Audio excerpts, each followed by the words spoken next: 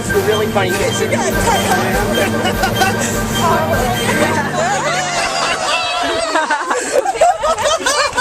Oh, that was hilarious. Epic man hug. What's the camera? That was not very epic, but yeah, because if I do the epic man hugs and I get hurt, our tour is done. So I can't, like, if I give it to every single person, imagine every day how much it would be hurting me. okay. Like, I don't care how strong you are, if you're doing that every day. Plus, like, you gotta do I've sunglasses. had my lip busted. I've had my chin pushed in real hard.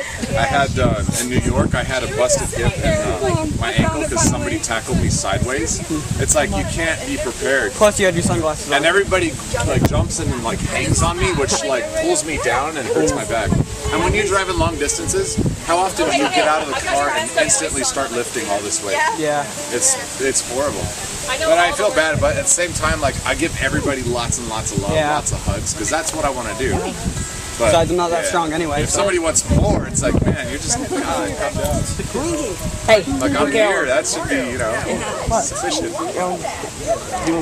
We drove forever just to be there, We got to figure out.